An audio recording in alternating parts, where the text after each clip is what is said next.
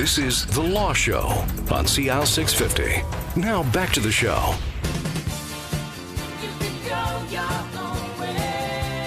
Welcome back to The Law Show here on CIL 650. I'm Sterling Fox, joined in studio by Rudy Kisher and Alex Stojkovic from Maynard Kisher Stojkovic, immigration and citizenship lawyers here in Vancouver and on your computer at vancouverlaw.ca. We're talking, among other things, about all the changes that face, bureaucrats. The bureaucracy has new political masters in many areas, and they're not really going to do much for the first year. As Rudy and Alex have both said, the wheels of government move painfully slowly, and no matter what has been promised, nothing's going to happen overnight.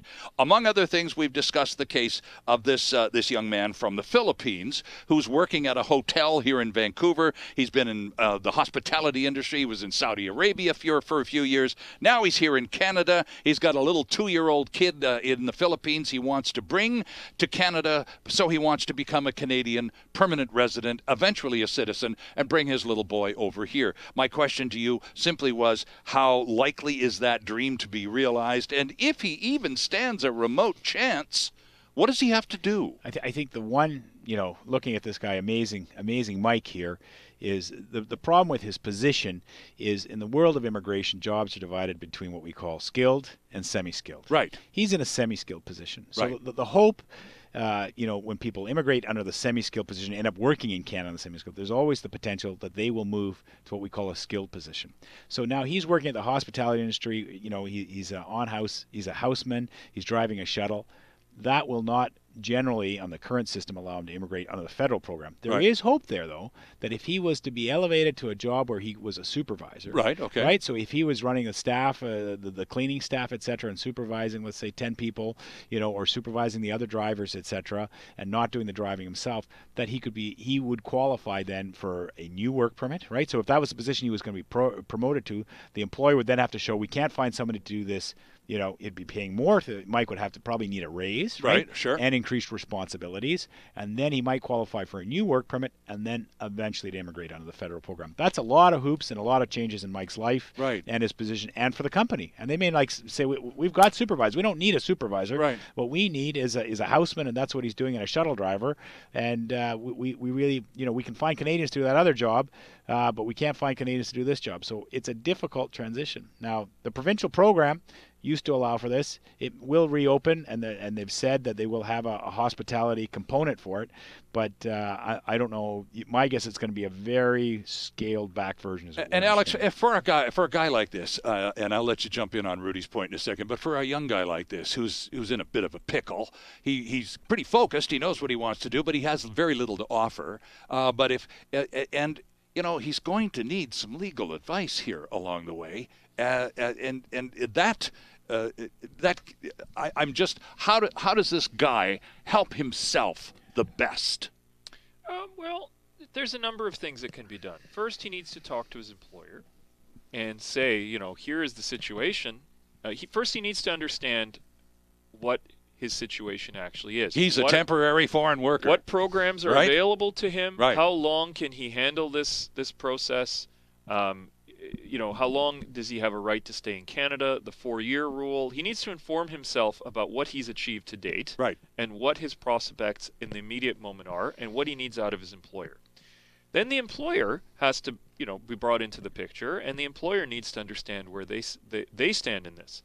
Part of the provincial nomination point is that the provinces and the feds have an agreement on the number of people that the province can choose. Yes. Now, once you're in that agreement, then you have competing industries. Rudy alluded to this, but I mean, when you have, on the one hand, you have LNG, you have mining, you have tech, you have various other industries who are saying, hey, we need to have the ability to bring in specialized foreign workers for ourselves. Sure. And you have new pressures in the last few years that you didn't have before. You have the promise, the lower dollar and the promise of easier rules having attracted everybody from Amazon to Google to Disney Studios, everybody coming into Vancouver. Right. But you also have tourism and the hospitality industry who are big supporters of the current provincial government and who have, taken the position that, we have to keep our cost base reasonable to compete and bring in those tourists and service them. So we need you to help us. How does the province deals with those competing interests when everybody thinks that their industry is more important than everyone else's? Oh, of course. That's a challenge. Right. That's a challenge. I mean, and the reality is not everyone is going to do well out of this. They simply can't make every industry a priority on the wage issue. At some point, wages are going to have to be supported either through more training of Canadians or something else. Now, this fellow is presumably from where we can see here from the west coast of Vancouver Island. Right.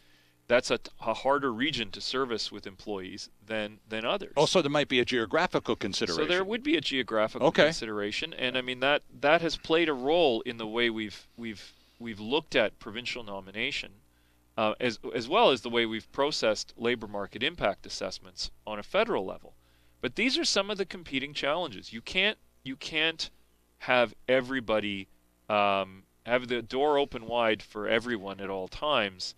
And this is where you have some challenges from the policy perspective. I think what the province has run up against, which they've never run up before, is they're hitting their target. So every year they have a target, let's say, of 5,000. Maxed out. And, up until this year, actually, they'd sort of, a month or two before they'd hit their target of 5,000, they'd be a couple hundred over, and they'd be, okay, we start the program again, we'll take applications. Well, this year, their program filled up sort of like in the first 4 months of the year. And so now they've gone to they went to the feds, and the feds said, sorry, you're not getting any more. Mm-hmm. That's it. And that's the first time that's ever happened. The feds have always been happy to sort of increase the numbers and give them a little bit more.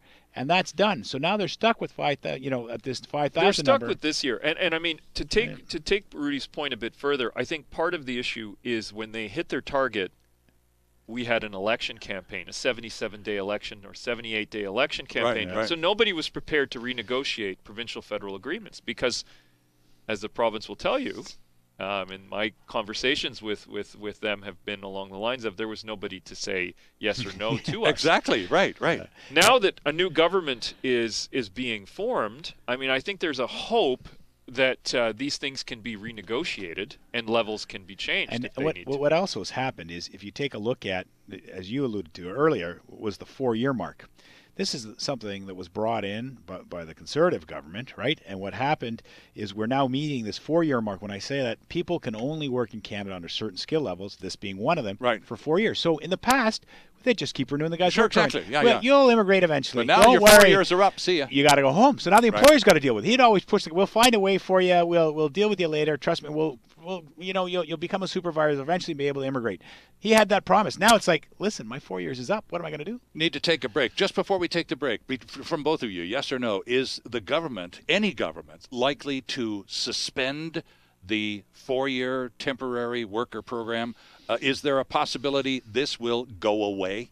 I don't think so. As being a bad idea? I don't think so. I don't see it. I don't see it going away. I don't like it personally. I was shocked when they put it in, but I don't think now that it's in, it's going to stick around. Yeah. This is The Law Show on CIL 650. Stay with us. There's more to come. There's more of the show still ahead. This is The Law Show on CIL 650.